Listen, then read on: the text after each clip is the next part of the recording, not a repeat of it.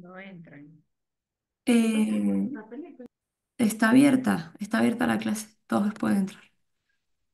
Bueno, el primer profeta que vamos a ver hoy es el profeta Abdías, ¿sí? Recuérdense que ya empezamos otra fase de los profetas menores, que son los profetas del post-exilio, es decir, estamos después del exilio de Babilonia, regresan los israelitas a Jerusalén y están en esta época, ¿sí? Cada uno de los libros que vamos a ver ahora, del resto que nos queda de los profetas, es de este periodo, es decir, después del 538, fecha en la cual el rey Darío, el emperador persa, perdón, Ciro, el emperador persa, em, proclama la paz y proclama la posibilidad de que cada uno profese la fe que cada pueblo tenía, ¿no? Cosa que no lo permitía el imperio babilónico. El imperio babilónico imponía su propia religión, ¿sí? Entonces el libro de Abdías es el libro más breve de todo el Antiguo Testamento. Tiene solo 21 versículos, ni siquiera tiene capítulos. Entonces, cuando lo veamos citado, vamos a ver Abdías 3, es porque es Abdías versículo 3, porque no tiene capítulos. Entonces, no aparece 1,3, aparece 3 directamente porque no tiene capítulos. Lo mismo va a pasar en el Nuevo Testamento con algunas cartas que solo tienen un capítulo, como por ejemplo Filemón, como por ejemplo la tercera carta de Juan, solo tiene versículos porque solo tiene un capítulo, ¿vale? No tenemos referencias precisas sobre este profeta Abdías, como hemos tenido de otros profetas, excepto las muy escasas que aparecen y que se pueden deducir del mismo libro. El nombre en hebreo em, es siervo o adorador del Señor.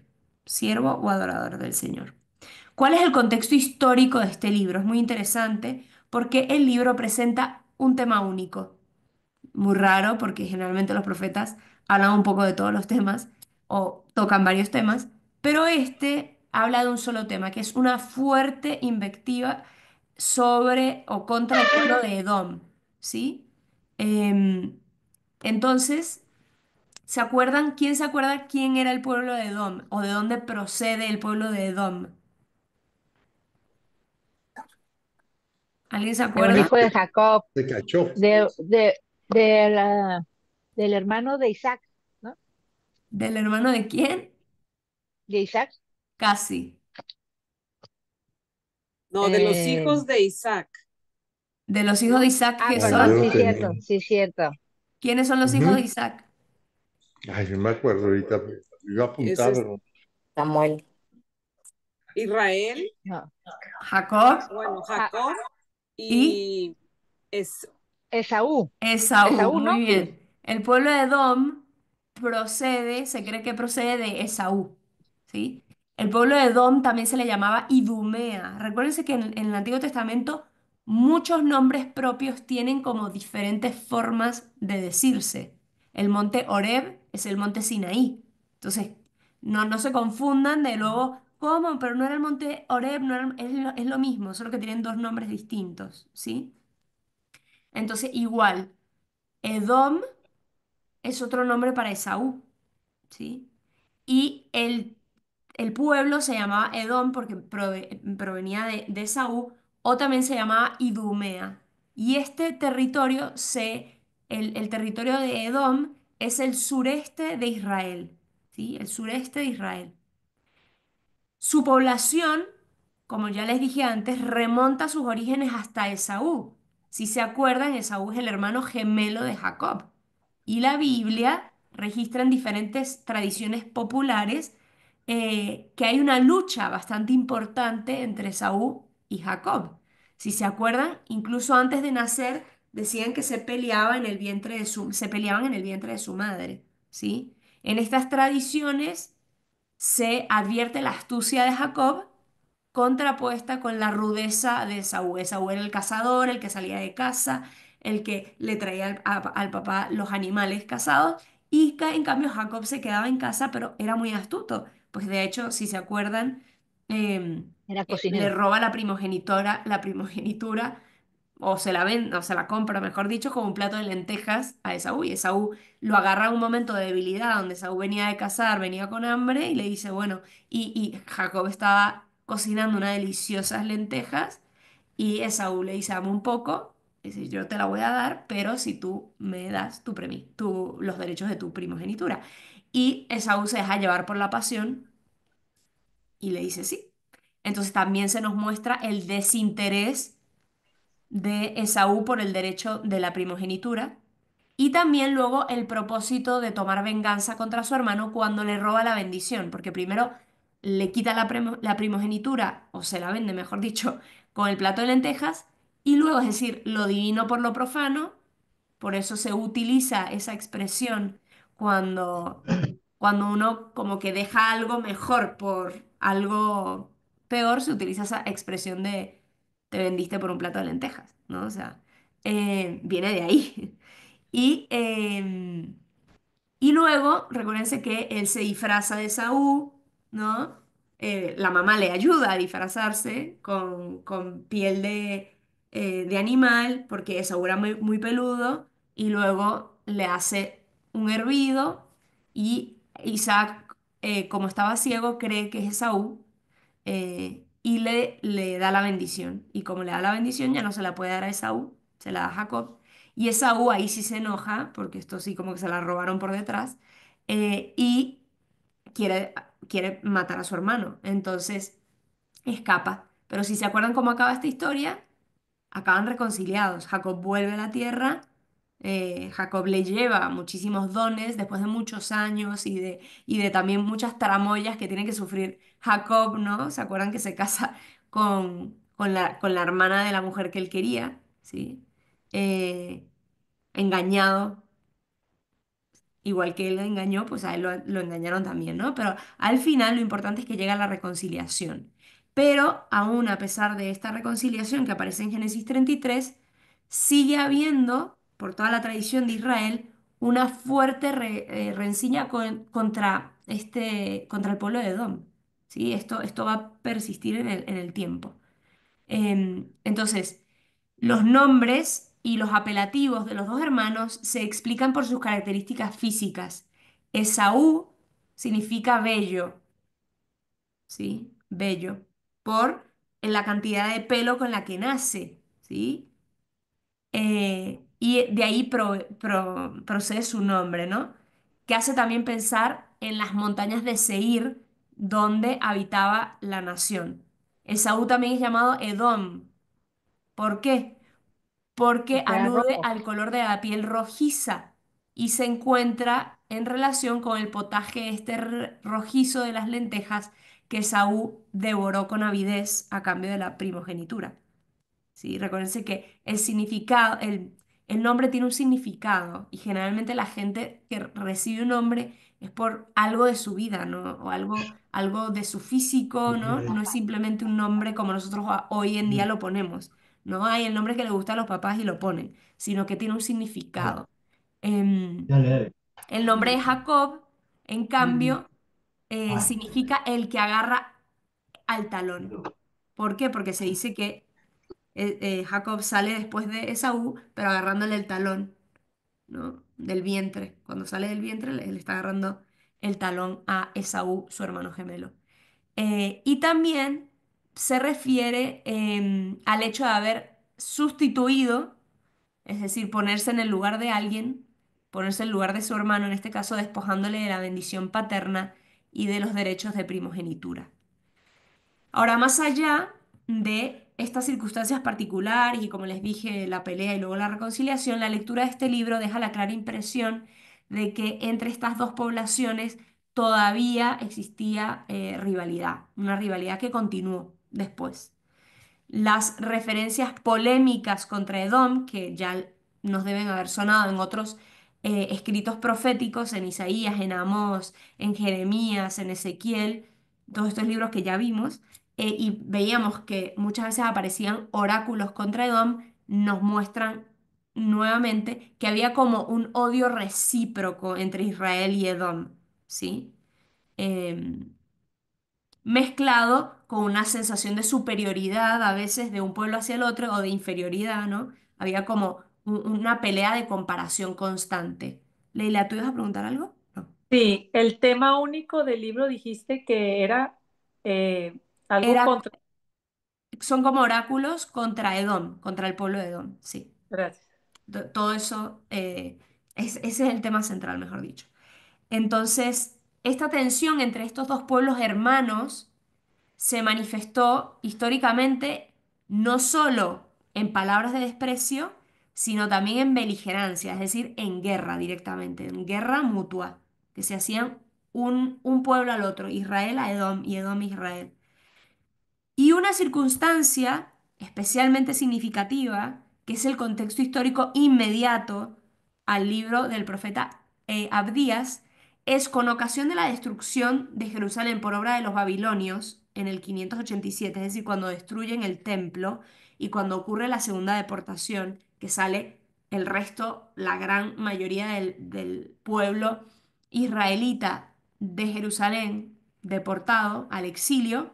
En ese momento los edomitas, recuerden que está al sureste, es decir, no están en Jerusalén y es otro pueblo, los edomitas aprovechan el momento de debilidad del reino de Judá para tomar y saquear lo que los babilonios habían dejado y ocupar la zona suroriental de Judá, situación que se prolongó hasta la primera parte de la época persa. Estamos diciendo toda la época del exilio hasta los primeros años del Imperio Persa. Edom saqueó parte de Jerusalén, de lo que había dejado los babilonios, y luego se instalan en el sureste, ¿sí? ¿Qué quiere decir esto? Esto, esto es terrible, ¿no? Porque son dos hermanos, son pueblos hermanos que uno se aprovecha del otro en cuestión de, en momentos de extrema vulnerabilidad. Por eso, esto explicaría el deseo de Israel de tomar venganza contra el reino vecino, confiando en la intervención de Dios, en el día del Señor, ¿no? En el día de la ira. ¿Se acuerdan que ya lo hemos hablado este término? Entonces, se tienen que tomar en cuenta estas premisas para leer al profeta y entender el clima en el que se encuentra este libro, que nos va a parecer, como otros libros del Antiguo Testamento, un poco agresivo, ¿no? Entonces, ¿cuál es la estructura y el contenido del libro? ¿De qué habla este libro?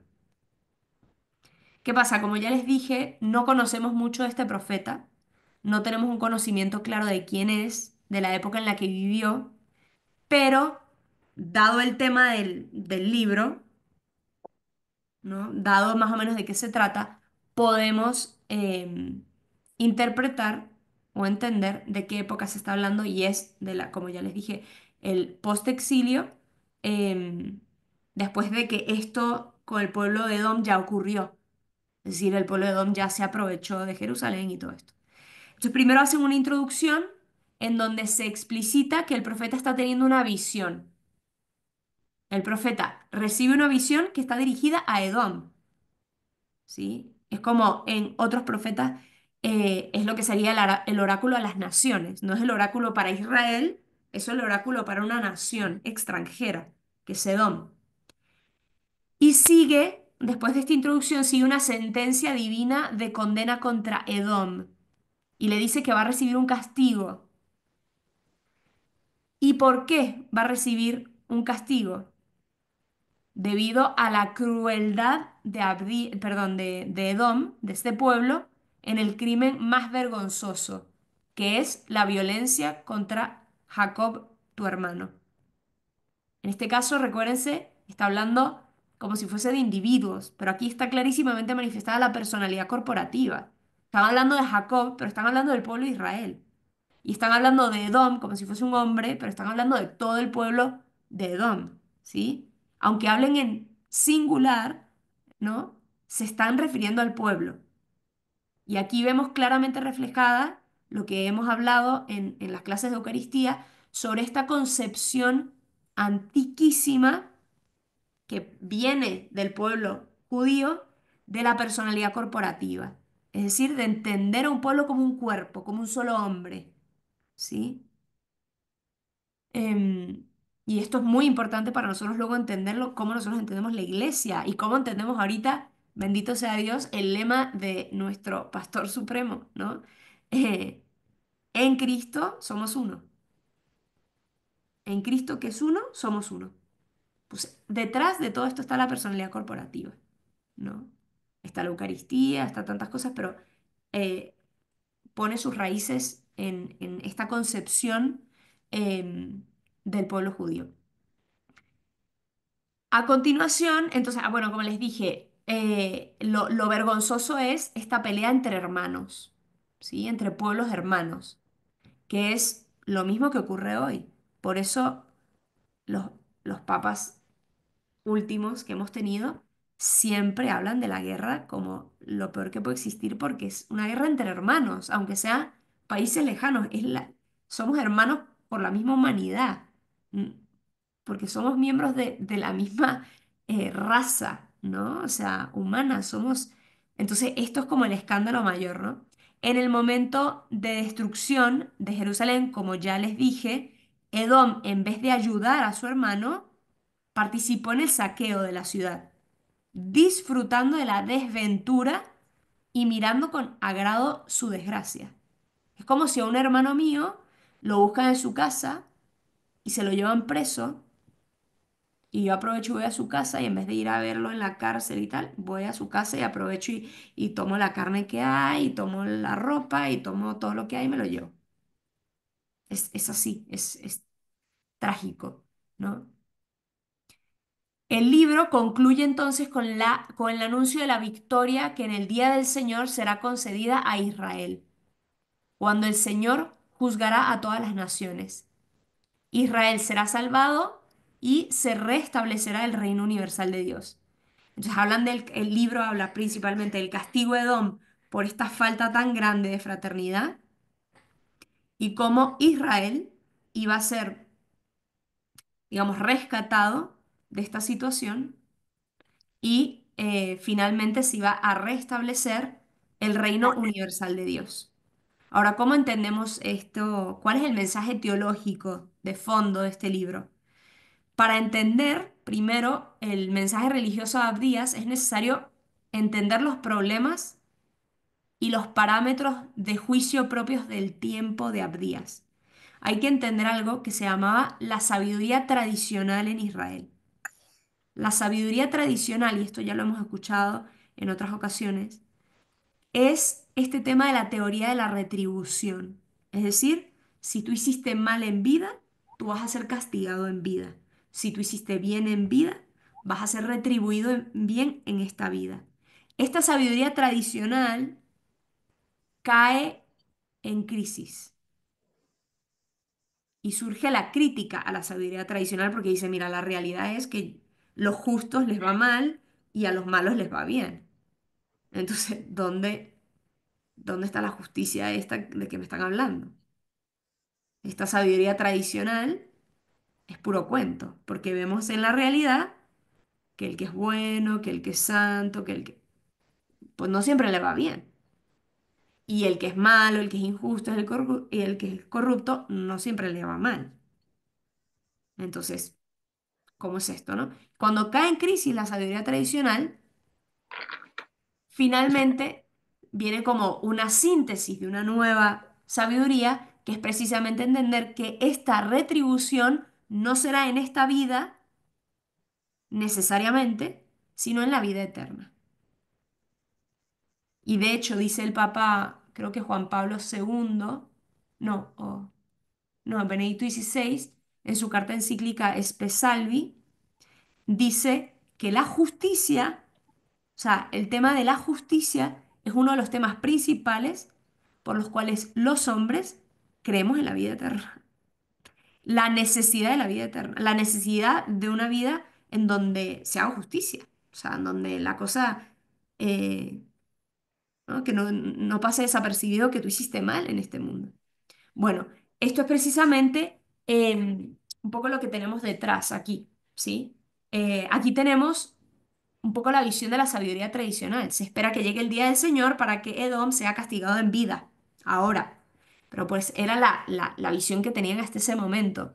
Desde ese punto de vista, se puede comprender la confianza del profeta en la intervención de Dios a favor de su pueblo, basado en la convicción del poder de Dios y de su justo juicio. Y en esto no está equivocado este profeta. Pasa que quizás no va a ser en vida, ¿no?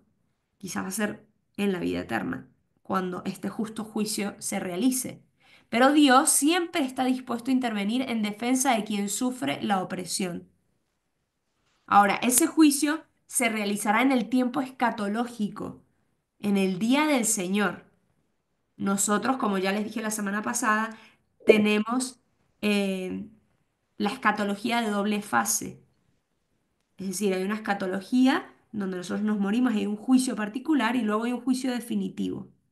Ahora, el veredicto no cambia del juicio particular no es que entre el juicio particular y el juicio universal, si ya yo estaba condenado, ahora me voy a salvar, no. O sea, cuando se decide mi juicio particular, se decide mi veredicto, si estoy condenado o salvado, es después de la muerte, ¿no? Pero en el juicio universal, pues habrá la resurrección de los cuerpos, ¿sí? De la carne, y pues mi cuerpo, mi carne también participará de la salvación o de la condena. Desde una perspectiva más amplia, Edom puede ser considerado como el símbolo de las naciones opresoras del pueblo elegido, ¿sí? No solo a Edom particularmente, sino como que era símbolo de todas las naciones que habían hecho injusticia a Israel, que recibirán también el justo juicio de Dios en el tiempo escatológico del día del Señor. Y en ese día se manifestará el reino universal de Dios. Abdías exhorta a una esperanza plena en el poder y la justicia divinos. O sea, Abdías lo que en el fondo está diciendo es, Dios, aunque veamos lo que veamos aquí, aunque veamos injusticias, aunque un pueblo machaque a otro pueblo, aunque haya muertes injustas, ¿no? Em, el poder de Dios es más grande y su justicia se manifestará de una forma que no sabemos y que no entendemos, pero llegará ciertamente el día de la justicia. Y a la luz de la revelación en Cristo, este libro, igual que todo el Antiguo Testamento, debe leerse en un contexto de misericordia y perdón de Dios. Es decir, la justicia y la misericordia se besan de una manera muy misteriosa, pero recuérdense que en 1 Timoteo 2:4 habla de el designio universal de Dios que quiere que todos los hombres se salven y lleguen al conocimiento pleno de la verdad. Cuando decimos, ay, estamos predestinados, hay una predestinación en el sentido de que Dios quiere, no significa que va a suceder porque depende de nuestra libertad, pero la predestinación es que todos estamos predestinados para la salvación. O sea, estamos hechos para eso. No la predestinación como la entienden los hombres hoy, que haga lo que haga, igual va a suceder eso. No, sino que Dios nos hizo para, en ese sentido me refiero a la predestinación, Dios nos hizo para la salvación. Yo puedo decidir otra cosa, ya lo sabemos. Y por lo tanto, aunque yo estaba predestinada a la salvación, yo me puedo condenar por opción personal, porque elijo lo no Dios, elijo el no Dios, que soy libre para hacerlo, ¿no? En el Nuevo Testamento, el libro de Abdías va a encontrar eco en el Apocalipsis de Juan, que va a aludir a el último versículo, que dice, subirán, el versículo 21, subirán victoriosos al monte Sión para juzgar a la montaña de Saúl y Yahvé reinará. El Apocalipsis en capítulo 11, versículo 15, amplía esto, hace la ampliación universal, es decir, todos los pueblos están llamados a esta salvación, y dice, ha llegado el reino sobre el mundo de nuestro Señor y de su Cristo, y reinará por los siglos de los siglos. Es decir, este reinado no es solo para Israel, sino para el mundo entero, y, y este reinado de Dios se concreta en un reinado de Cristo. Cristo como el Hijo, como el rostro de Dios manifestado, ¿sí? Bueno, de eso se trata más o menos el profeta Abdías. Si tienen alguna pregunta de Abdías, guárdenla ahí anotadita. Y sigo con Ageo. El profeta Ageo. De nuevo, otro profeta post-exílico, ¿sí? Y su contexto histórico es más fácil de situar porque Ageo señala con precisión las fechas de su predicación y las sitúa durante el segundo año del rey persa Darío. Estamos en el periodo persa, ¿sí? A la vuelta del exilio después del 538, pero específicamente aquí estamos hablando del 520, es decir, ya han pasado 18 años desde el exilio, perdón, desde el edicto de Ciro hasta este momento han pasado 18 años. Entonces, em, la precisión de las fechas, se van a fijar que al inicio de Ageo dice exactamente en qué mes, de qué mes se trata, en qué mes están y en qué mes se acaba el tiempo en que el profeta Ageo está haciendo su ministerio. Si bien no sabemos si el ministerio profético de Ageo dura más que los meses o los 3 años y medio que indica en el libro indica que, que el tiempo del que están hablando son 3 años más o menos. Pero ahora, ¿qué es lo curioso de la precisión de las fechas? Eh, Siempre que hay fechas, generalmente hay un significado detrás, ¿sí? Hay un significado detrás. Y de hecho, nosotros bebemos mucho de esto. Es muy interesante cuando ocurre algo importante en la vida de un cristiano, generalmente se fija en qué fecha es y se fija y cuando hace referencia a este día, hace referencia a este día por la celebración litúrgica que se estaba haciendo, por la fecha del santo que eso sucedió. Nosotros, nuestro tiempo está marcado por la liturgia, ¿sí? Tú, no sé, me ocurrió esta experiencia durante Cuaresma y nosotros como cristianos no tomamos el tiempo solo cronológico, sino el kairos, es decir, el tiempo de Dios, y el tiempo de Dios es el tiempo litúrgico. Pues igual era para los judíos. Y por lo tanto, si algo comenzaba o terminaba en un día particular, era tomado en cuenta eso como parte de la providencia divina, ¿no?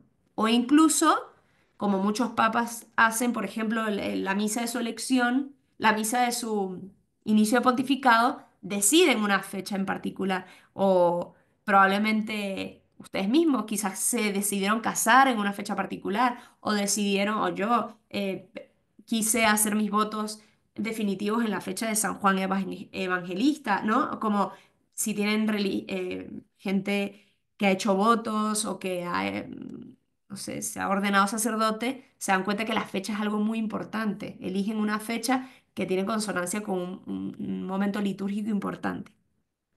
Si se fijan, los bautismos siempre se hacen o se intentan hacer, y las confirmaciones, los bautismos no tanto, menos los de niños, pero los de adultos sí, se intentan hacer en la Pascua. Tiene un significado hacerlo en la Pascua, igual que las confirmaciones, igual que las primeras. Ay, en mayo tengo miles de primeras comuniones, siempre las meten en mayo. Pues sí, porque es Pascua, ¿sabes? Por eso las hacen ahí, ¿no? Em, entonces, el profeta, al declarar el tema de las fechas, quiso intervenir porque él va y va a manifestar un mensaje a los líderes espirituales y políticos de Israel.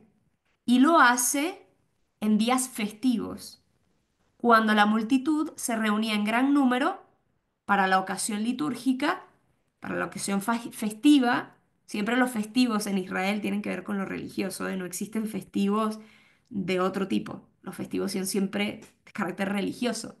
Em, y era el momento donde la gente también estaba bien dispuesta a escuchar instrucciones religiosas, gracias al clima espiritual que había en torno al evento. Entonces la intervención de Ageo está en este marco, en el marco de fiestas religiosas del pueblo.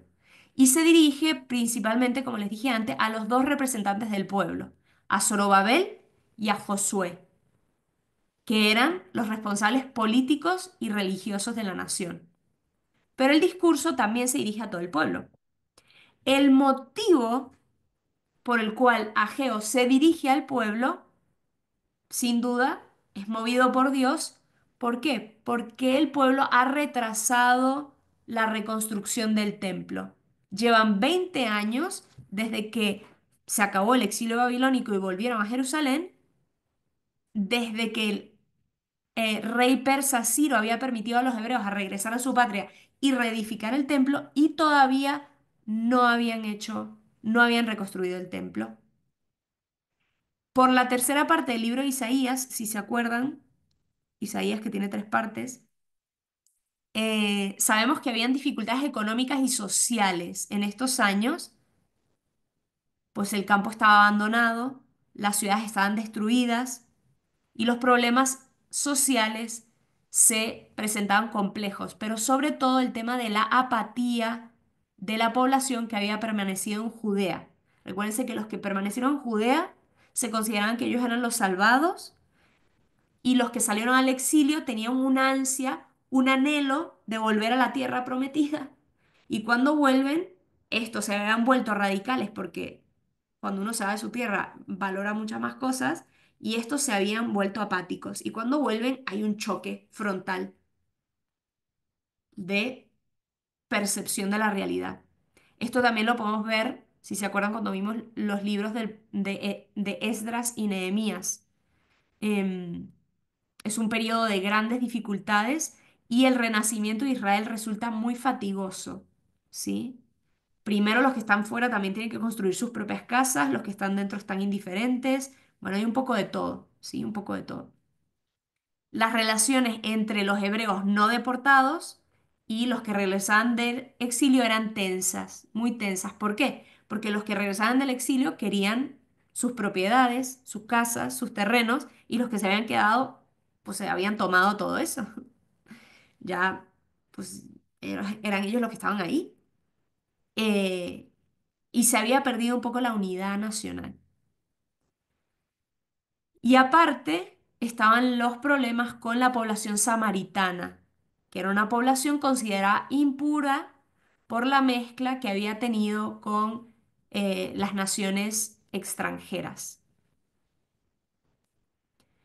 Y por todas estas pugnas internas entre los propios israelitos, los persas dijeron, vamos a interrumpir los trabajos del templo porque esta gente no se pone de acuerdo.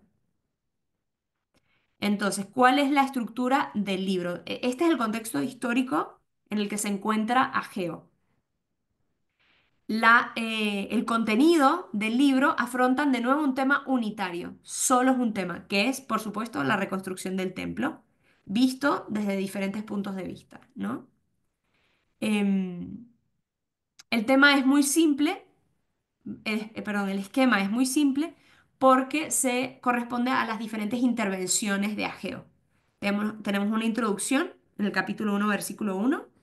Luego viene una primera, son cuatro intervenciones en total. Viene una primera intervención del capítulo 1, versículo 2 al versículo 15. Una segunda intervención del capítulo 2, del versículo 1 al 9. Una tercera intervención del capítulo 2, versículo 10 al 19, y una cuarta intervención del capítulo 2, del versículo 20 al 23. Como ven, solo tenemos dos capítulos. También es muy breve este profeta. Entonces, la primera intervención es una primera llamada para la reconstrucción del templo. Capítulo 1, del versículo 2 al 15. Desde el inicio del ministerio del profeta Ageo, eh, atribuye el retraso de las obras de la reconstrucción únicamente a la descomedida preocupación del pueblo por sus intereses personales. Es decir, el pueblo había olvidado el compromiso de reconstruir el santuario y se preocupaban nada más por reconstruir su propia casa y hacer su propia vida.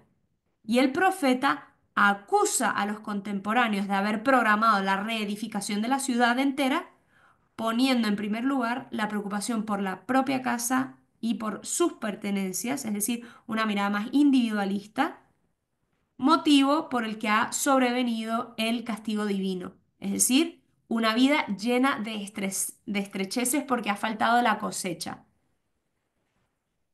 Para ellos, el signo de la cosecha es muy importante, porque la cosecha, el único que puede programar las estaciones es Dios.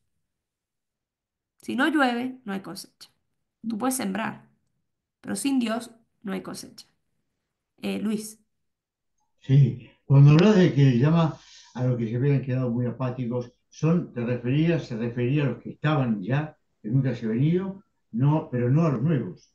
no, Decime a los los que se nuevos. habían quedado en Jerusalén, eh, Sí, aunque se habían quedado, estaban bajo el dominio babilónico y se habían quedado y ellos un poco habían pensado que sí, ellos eran los elegidos. Entonces un poco se acomodaron. Bueno, nosotros no nos sacaron, porque nosotros somos los especiales, limpiaron, sacaron a los demás y se volvieron medio tibios. En cambio, los de afuera, sí. precisamente porque tuvieron que salir, anhelaban tanto volver que se mantuvieron como en gueto tratando de mantener su fe y ¿no? su cultura, y al volver O hay sea una que distancia enorme. los otros, no, los que venían de Babilonia, no se tenían que dar por aludidos al que decía Geo, porque no era para ellos. Y sí, porque al final ellos también se centraron un poco, como estoy diciendo ahorita, aunque ellos querían volver, digamos que volvieron, pero su primera preocupación no era la reconstrucción del templo, sino asegurarse su tierra y empezaron las pugnas entre ellos de este territorio era mío, esta casa era mía, y se centraron en eso tanto que se olvidaron de Dios y del templo y de todo. Está bien, ¿Sí? me queda claro. Vale. Em, entonces, como les decía, el tema de las cosechas es un tema clarísimo de la bendición de Dios o no con respecto a lo que están haciendo, ¿no? Em, ahorita lo vamos a leer. Entonces, la exhortación del profeta cuando dice reconstruyan el templo es acogida enseguida por los encargados políticos, es decir, por Zorobabel, por Josué y por el pueblo. Y Ageo les dirige unas palabras de ánimo. Vamos a leerlo. Capítulo 1 hasta el versículo 15, es decir, todo el capítulo 1. El año segundo del rey Darío, el día primero del sexto mes, fue dirigida la palabra de Yahvé por medio del profeta Ageo a Zorobabel, hijo de Sealtiel, gobernador de Judá, y a Josué, hijo de Josadac, sumo sacerdote, en estos términos. Así dice el Señor, así dice Yahvé Sebaot. Este pueblo dice, todavía no ha llegado el momento de reedificar el templo de Yahvé. Dirigió entonces Yahvé la palabra por medio del profeta Ageo en estos términos. ¿Os ha llegado acaso el momento de habitar en casas artesonadas mientras esta casa está en ruinas? Porque el templo está destruido. Pues ahora así dice Yahvé, prestad atención a la situación en que os halláis. Y aquí empieza a decir lo que pasa con la cosecha, ¿no? Habéis sembrado mucho y cosechado poco. Habéis comido, pero sin quitar el hambre. Habéis bebido, pero sin apagar la sed. Os habéis vestido, mas sin calentaros. Y el jornalero ha metido su jornal en saco roto. Un poco es, o sea, de nada les ha valido todo lo que han hecho.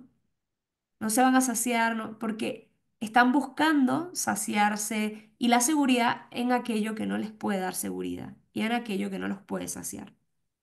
Hace eco, ¿no? La conversación que tiene Jesús con la samaritana, ¿no? Esta agua no te está saciando. Hay un agua más allá. Obviamente están hablando están pasando de un plano meramente humano a un plano de fe, ¿no? A comprender que aunque se te dé todo lo humano, si no saltas, esto nunca te va a saciar, vas a querer siempre más, porque esto no está llamado a saciar el deseo infinito del hombre. Por eso hay que dar el salto de fe, ¿no?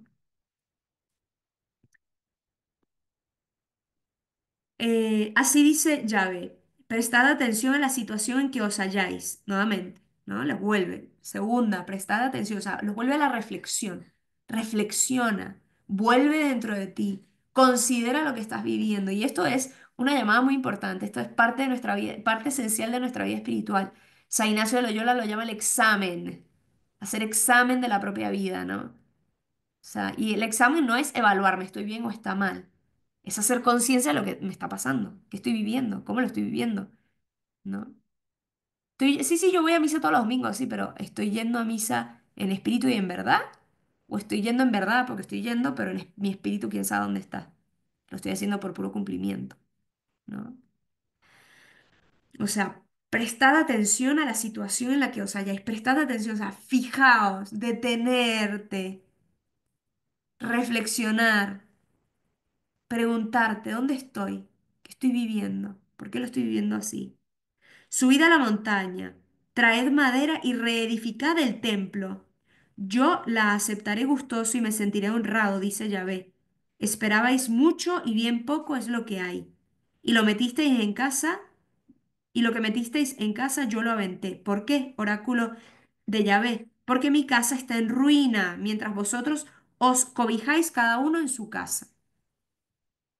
Por eso, por culpa vuestra, los cielos han negado la lluvia y la tierra ha negado su producto, porque ustedes han desordenado el universo, preocupándose nada más por ustedes mismos, y la lluvia y las nubes se han cerrado. El ser humano ha desordenado el universo. ¿Por qué? Porque ha puesto sus necesidades materiales, temporales, caducas, por encima de lo perenne, lo eterno, lo que no acaba.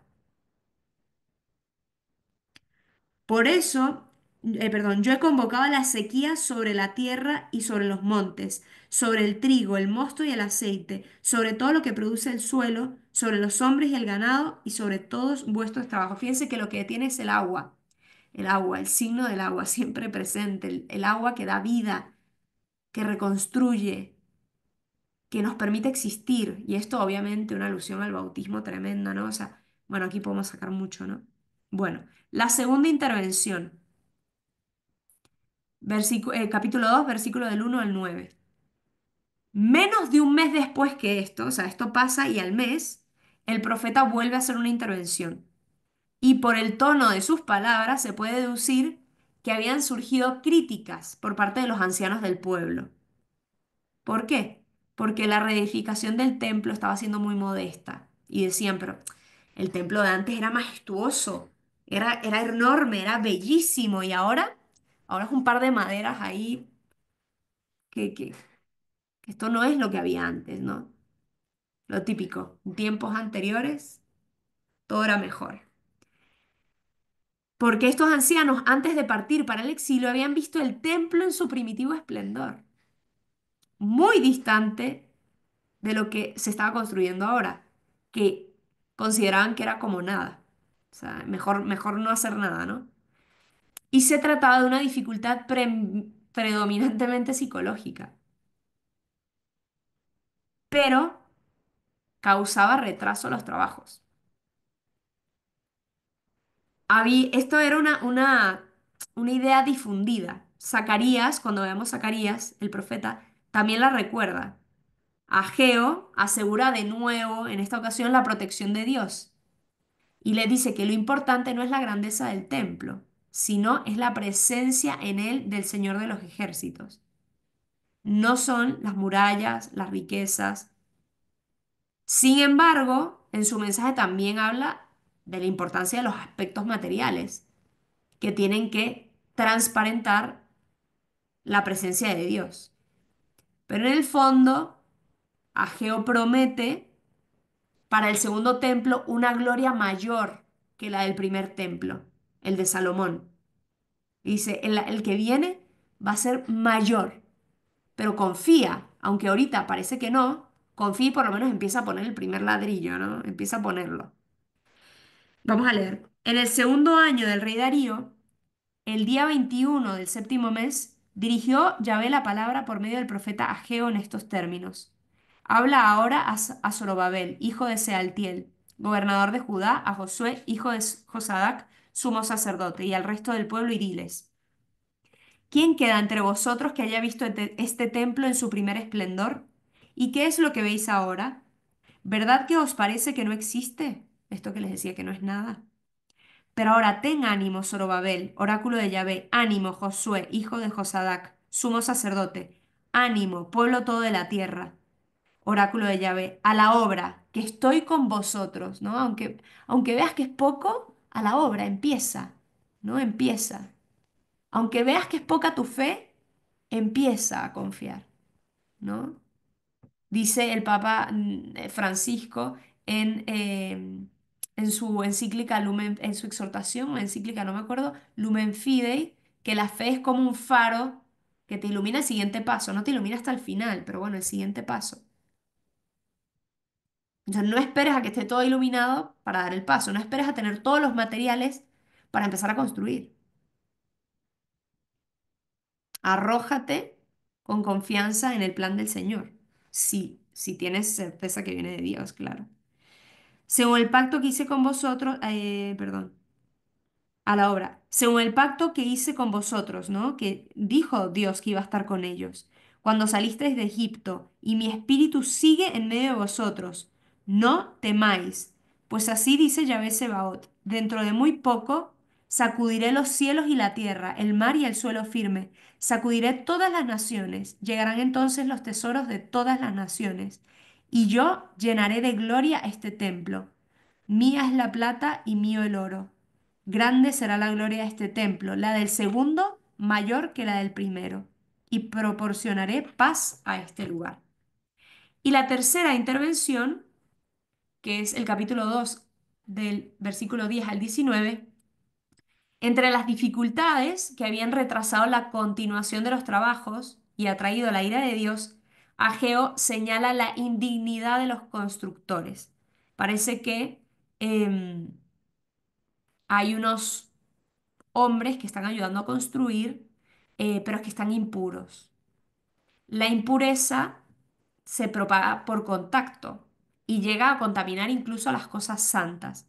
Recuérdense que para ellos quien construía no era un mero constructor, eran personas religiosas que sabían lo que estaban haciendo, ¿no? O sea, había toda una concepción de integridad para participar en este tipo de construcciones importante. Entonces, Ageo deja entender que basta la indignidad de unos pocos para contaminar la santidad del templo. Es decir, se entiende que se está retrasando la construcción del templo debido a la indignidad de los constructores. Quizá Ageo también está aludiendo aquí a que el pueblo había permitido colaborar en la construcción del templo a los samaritanos, a pesar de que eran infieles, y por eso el templo había quedado impuro. Lo más probable y lo importante aquí es que hay una acusación del poco empeño del pueblo en la reconstrucción del templo, que era como dejaban lo peor para el templo, no les importaba si la gente era la adecuada o no, si estaban bien preparados o no. Entonces había como una desidia en el tema de la construcción del templo. Y esto es lo que Ageo está, digamos, denunciando. Em, y por último, el último oráculo, la última intervención, perdón, que es un oráculo mesiánico a Zorobabel. La conclusión del libro es una promesa de protección dirigida a Zorobabel, el último descendiente de la dinastía davídica. Recuérdense que la dinastía davídica tenía la promesa del Mesías. Zorobabel es llamado el siervo del Señor, título que era un motivo de orgullo para los dignatarios de la corte judía. Eh, Se dice que será como un sello del Señor. ¿Por qué un sello? Porque el descendiente davídico, actuará con la misma autoridad que pertenece a Dios. O sea, la misma que pertenece a Dios. Por eso el mesianismo será real. Es una continuación del ideal mesiánico, de esta promesa de que vendría alguien a gobernar con la autoridad del mismo Dios.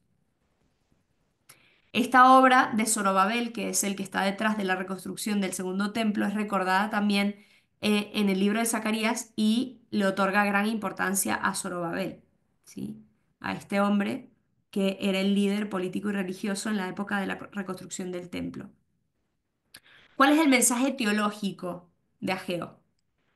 Sin duda, hay un interés enorme en el templo y la insistencia en la reconstrucción del edificio material eh, nos puede oscurecer el verdadero argumento, ¿no? El argumento verdadero es que quieren garantizar y hacer valer la presencia de Dios en medio del pueblo.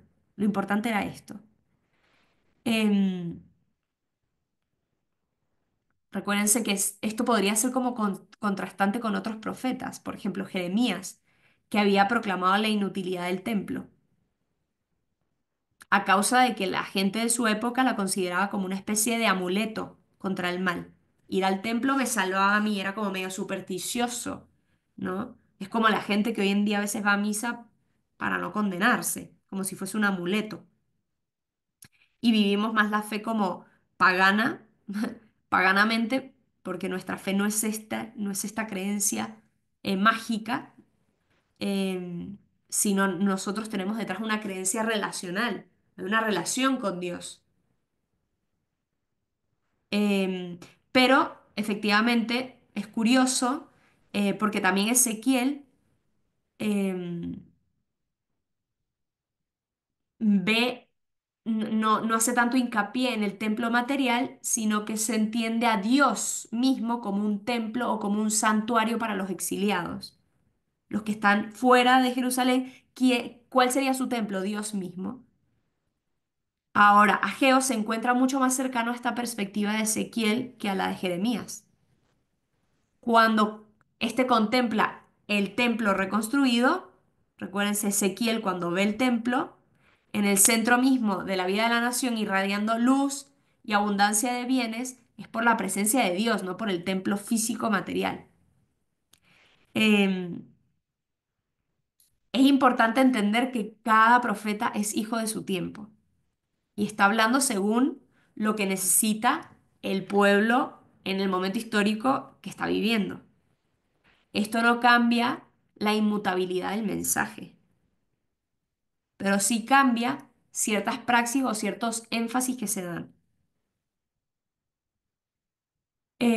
Para Geo, el problema en el momento histórico en el que predicó era la urgencia de la reedificación del santuario, que no era solo una tarea material, sino un reconocimiento profundo del significado de la presencia de Dios en medio del pueblo y de su soberanía en la historia. Todo lo demás tenía que quedar en un segundo lugar y el pueblo estaba preocupado por muchas otras cosas, por las resillas, los problemas que tenía con los pueblos entre ellos mismos, el problema de la reconstrucción de las casas, ¿no? Todo esto estaba ocupando un primer lugar en el corazón de los israelitas y lo que Ageo está denunciando es precisamente esto.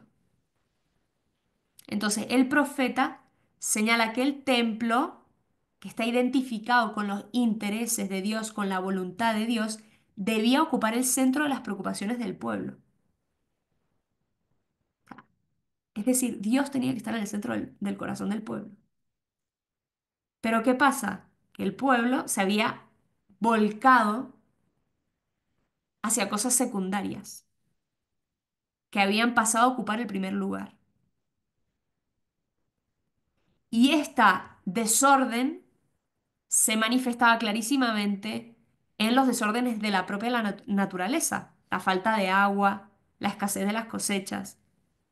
El desorden del hombre se manifestaba en el desorden de la naturaleza.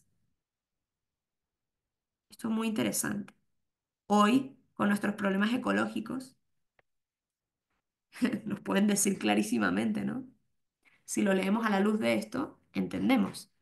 No vamos a arreglar el problema ecológico nada más por poner placas solares. O cambiamos el consumo eléctrico, o cambiamos nuestra forma de vida, o no habrán placas solares que valgan. Cuando el hombre se olvida de Dios, Dios deja al hombre abandonado a su propia suerte. ¿Por qué? Porque es malo, no, para su corrección, para que el hombre se convierta y entienda que sin Dios no es nada.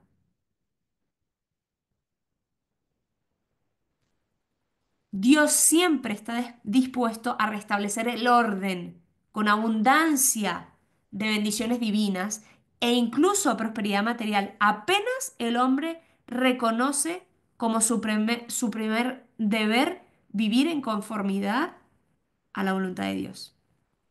Y en verdad, vivir en conformidad a nuestra propia situación existencial, es decir, el hecho de que Dios tiene la primacía sobre todas las cosas, el hecho de que yo no soy autosuficiente, el hecho de que yo no me puedo dar la vida, que yo la tengo que recibir. Si el hombre no entienda y acepta esto, todo se desordena. Entonces, el mensaje de Ageo, en el fondo, es una exhortación a la confianza en Dios, a huir del egoísmo, es decir, a huir del individualismo, de solo pensar en mí, de la mezquindad en lo relacionado al servicio de Dios. Le doy lo de menos. Primero lo mío, luego de último lo de Dios. Es decir, en el fondo era una llamada, Ageo le estaba haciendo una llamada a vivir en conformidad con el primer precepto de la alianza. Escucha, Israel, amarás al Señor tu Dios sobre todas las cosas, con todas tus fuerzas, con toda tu vida, con toda tu energía, con todo lo que eres. Pero eso no se dice y se hace por otra, ¿no? Es que, de nuevo, liturgia, fe y vida van unidas. Si no, es una liturgia vacía. E intentar vivir una vida sin la liturgia es una vida voluntarista que al poco tiempo cae. Entonces, la causa de todas las calamidades es atribuida a la tibieza religiosa, que en este caso concreto se manifestaba en el retraso en la edificación del templo. Solo el interés por las cosas de Dios, que es manifestación de una fe viva, vivida con todo el corazón, podía asegurar la prosperidad y bendición del pueblo.